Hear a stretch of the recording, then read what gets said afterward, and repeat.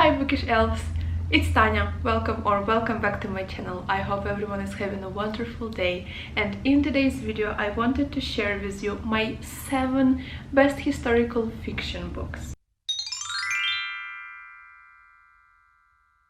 Now I have to say that most of these books I read quite a while ago. Some of them I read like a few years ago, but I still remember them, I still think about them from time to time, and that's why I find them so unique and special, is because even after so long time I still remember them and I still love them and I still find them brilliant. So that's why I really wanted to recommend them to you. This list is by no means complete. There are so many more wonderful historical fiction novels out there. I just wanted to give you Bookish elves some of my favorites. And the first on my list of top historical fiction books is Gadfly by Ethel Lillian Voynich. Now I know that this book isn't very famous in the West. It was published in the beginning of the 20th century, so it's a very old book, and I know that like very few people actually know about it in the West, but let me tell you, in Russia it was really famous.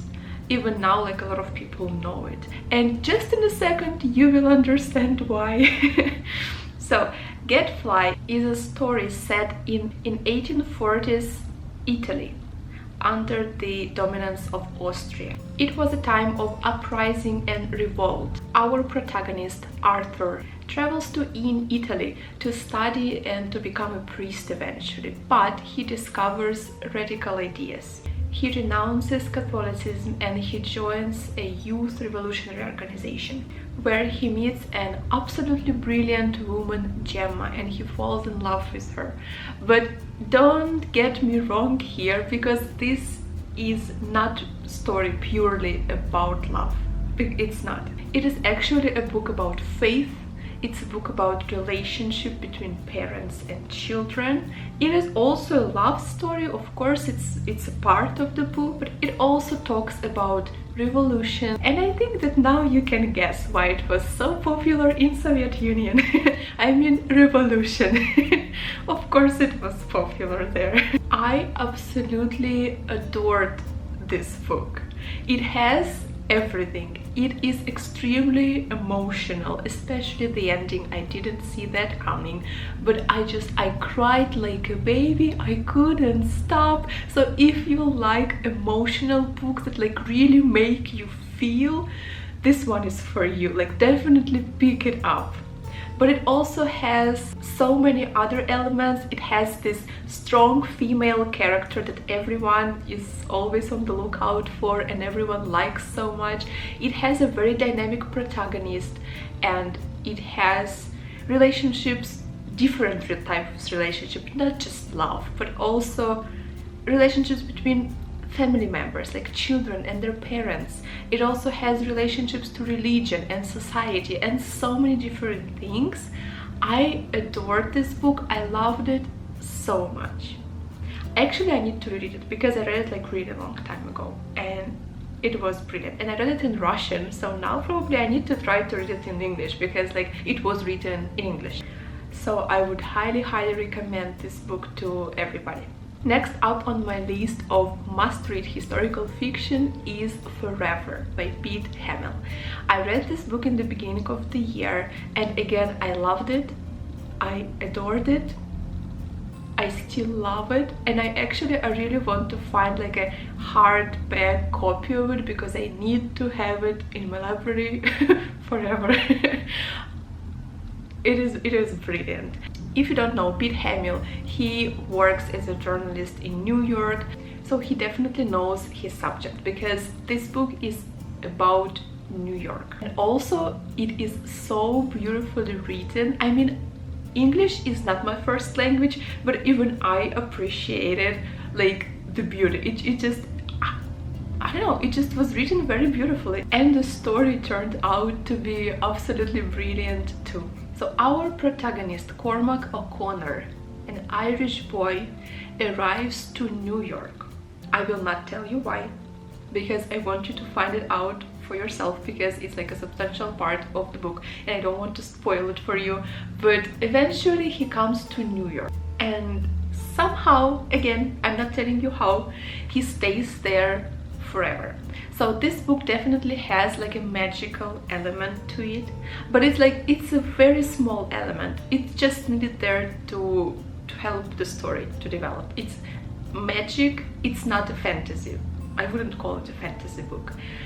I would mostly call it like a magical realism. So it has a small magical element, and if you can wrap your head about like a little bit of magic, you will really enjoy this book. And so he arrives to New York, and through his eyes, through his adventures in love and just in society, we see New York grow and develop from a small tiny settlement to a huge city the way we know it now. This is a remarkable story. It is very absorbing and it just stays with you even after you finish it. In my case, I was just keep thinking about it. I don't know, it was just so satisfying, like the ending and everything was so perfect, and I love the message the book is like sending. I love the way the character developed, like Cormac, the way he changed and the way he grew. It definitely has a very dynamic character, the main character, and I absolutely loved the person he eventually became. Now on Goodreads, I would say that this is a very polarizing book. Some people love it and some people hate it. So for me, usually it's a good sign, so I can just take the book and I will know that like it's up to me to decide whether I like it or not. And I really do think that everyone should read this book, so go and pick it up. Forever by Pete Hamill. Another one of the best historical fiction novels that I think everyone should read is Empress by Shan Sao. Now this story was definitely very interesting, and I mean I enjoyed all of them, but I really enjoyed this one. This is a story of China's one of the most probably controversial figures in China's history, and the only Chinese Empress Wu. I must say I'm not familiar with Chinese history, like I don't know pretty much anything but as far as I found out, she was a very controversial figure. She's kind of known for her brutality and her sometimes even cruelty, and a lot of people vanished and died during her reign in a way that was very convenient for her. However, in this particular book, it was made look like she had little or almost nothing to do with it, which was kind of a little bit something that wasn't my favorite part about this book.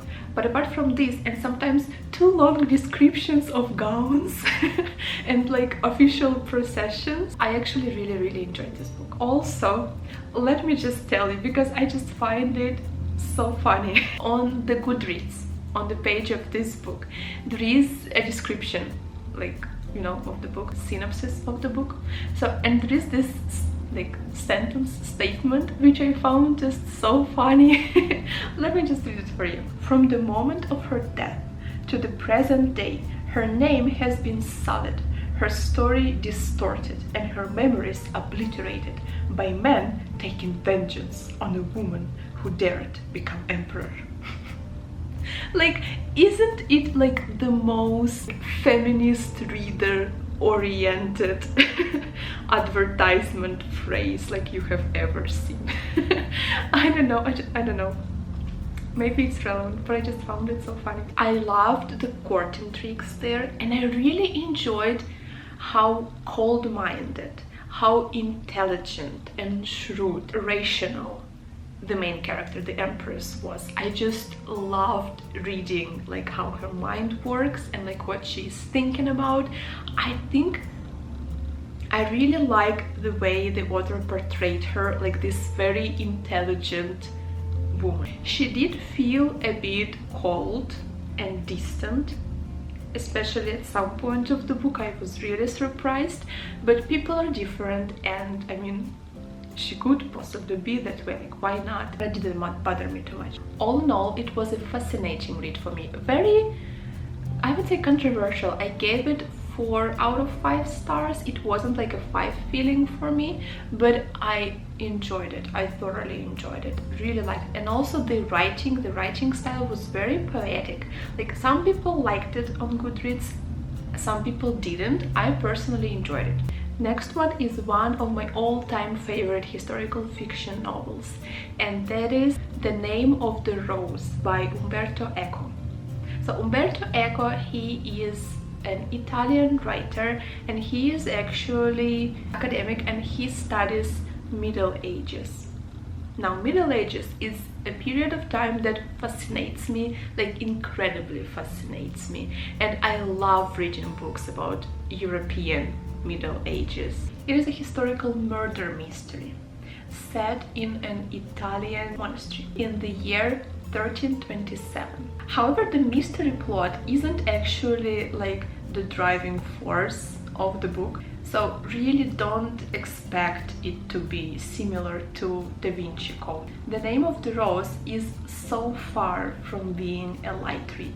Like, it was really difficult for me to read. Like, it took me forever to finish the book. It's quite a big book to start off, and also it's not an entertaining, I would say, read, but it's just, it has so many layers and it's just so well researched. So I just really respect the writer, because he definitely knows what he's talking about. So it's not exactly a page turner, but it's one of those books with many layers that you can come back to, reread it, and you will always find something new. So this is actually another book that I really want to reread, because I actually read it, I think 7 years ago, really long time ago, but I enjoyed it.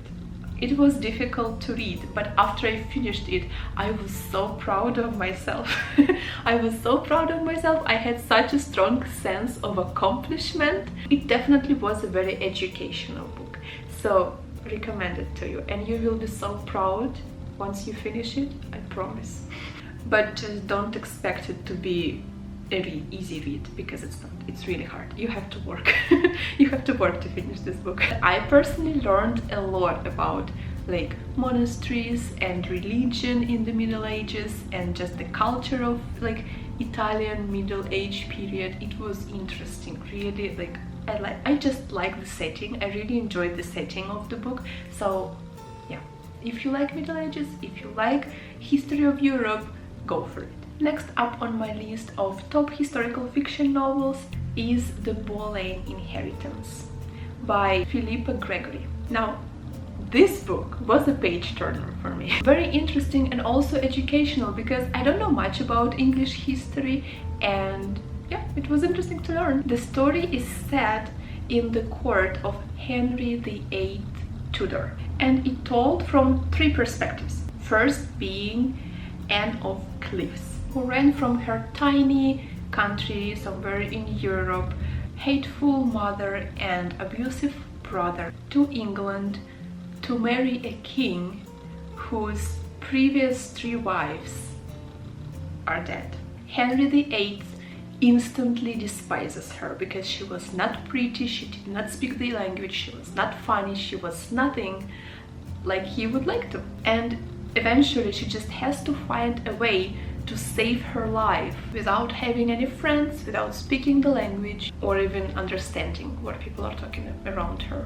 The second narrator was Catherine Howard. She was the cousin of Anne Boleyn, Henry's second wife, whom he had executed. And Catherine is a young girl who is not very bright. She does not understand politics. She just knows that she's pretty. She knows that she wants to be the queen, and she knows that men like her. She arrives at court and she catches Henry's eye immediately. She has to find her way, and I will not tell you what happens, but it was very interesting to read. And the last narrator was Jane Rochford, the Boleyn girl whose testimony sent her husband and Anne Boleyn to their deaths. She is a trusted friend of the 2 queens and a loyal spy for her uncle. One more of top historical fiction books I think everyone should read is a book that I actually have here with me in Japan, is this book. So, The Song of Achilles by Madeline Miller. And why do you think I have it here with me in Japan? Why did I bring it all the way from Korea to here? It's because I didn't want to part with it, and because I love it so much, I couldn't leave it. I want to have it with me always. So this book, I'm sure a lot of you know it already, but I just wanted to include it on the list of my top historical fiction books because it is a top historical fiction book, at least for me.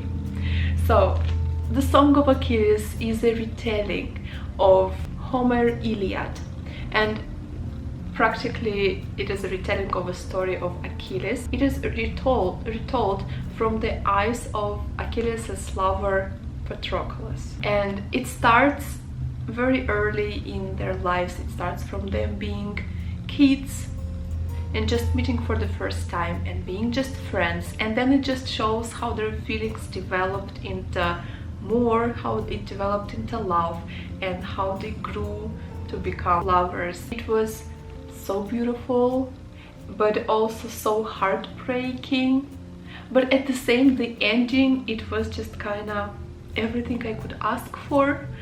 I adored this book. I still adore this book. I actually I read it recently, but I already want to reread it, and I recommend this to everyone. And the last book on my top historical fiction books I think everyone should read is another book by Madeline Miller, and again, I'm sure everybody knows it. It's Cersei. I haven't read this book yet. I am incredibly excited, but I know that a lot of people loved it. Pretty much everyone on YouTube has loved it. Knowing how much I loved Achilles, how much I love The Song of Achilles, I'm sure I'm going to love this book as well, so that's why I included it on my list. But at the same time, I'm kind of nervous to read it. Like, why I haven't read it is because I'm so nervous. I have very high expectations, but I'm sure I will love this book very much as well. I hope you enjoyed my list of 7 top historical fiction books I think everyone should read. Let me know in the comments what historical fiction books do you recommend to read to me. Historical fiction is something I love, I adore, it's my comfort zone. I love to read this book, so I am always open for your suggestions. I also hope that these recommendations were helpful for you. I hope that you will pick some of these books up, but most of all, I recommend The Gadfly, for sure. Number 1, Gadfly, Achilles, The Song of Achilles, and The Name of the Rose. These are like my top 3 favorites. But I hope you enjoyed this video. Thank you so much for watching if you have watched to this moment. I hope you bookish elves have a wonderful day, and I will see you tomorrow in my next video.